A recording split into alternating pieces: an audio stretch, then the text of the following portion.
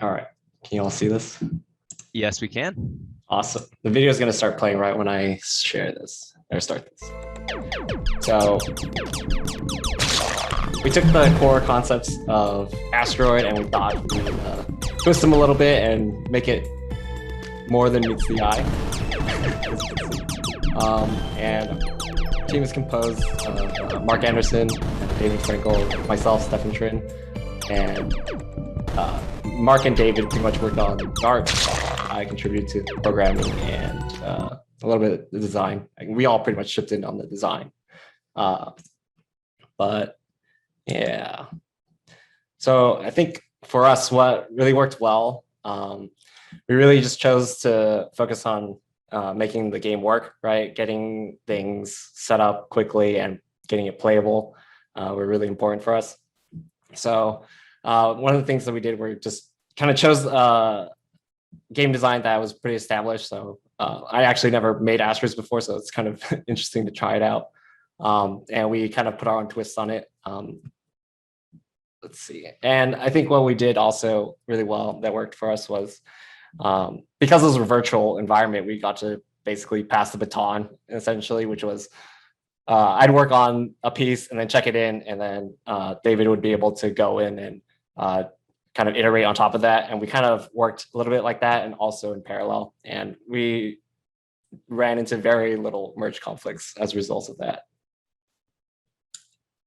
So maybe Mark can talk a little bit about some of our visual inspirations.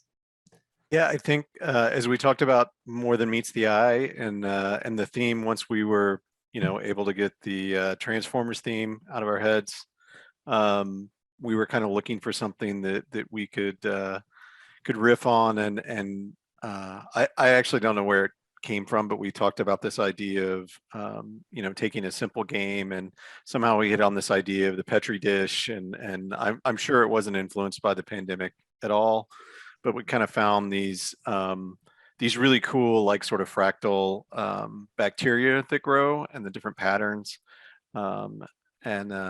Stephanie, if you want to go to the next slide. As we riffed through this, we kind of started putting some of the things in, and the basic idea, to kind of give away the hook, is the whole idea is you would be playing the game not realizing that it was a Petri dish. And so the whole game is kind of about these patterns that you make playing the game.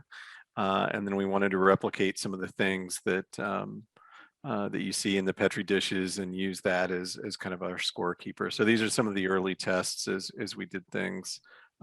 David did a lot of great work on kind of prototyping some of the particle systems and bacteria growth systems. And I mean, by the time it made it to me on the art, it was pretty much a finished playable game, and it was mostly skinning it, which, as Stefan mentioned, sort of worked very well.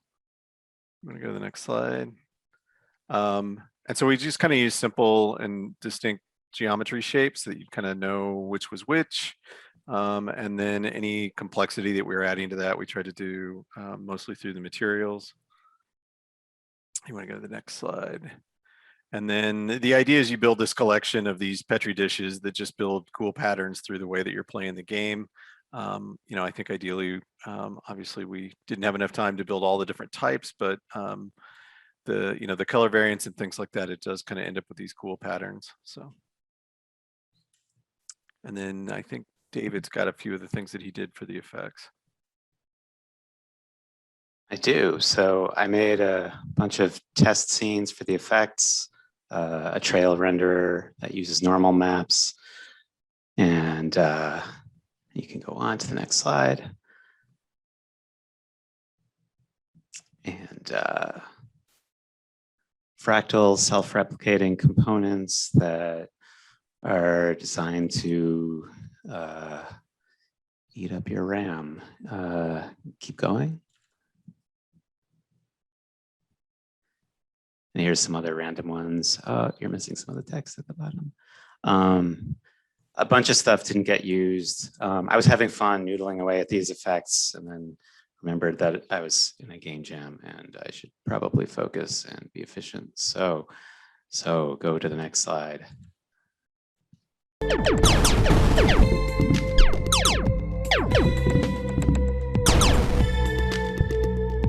So then the next part of it was was adding the juice, which basically comes down to screen shakes for days, and glows and explosions and particles and just whatever else. That's it from me. Yeah, that's pretty much it for our presentation. I think we've uploaded the build onto the SharePoint, so you can play it there and see what you think of it. Thanks.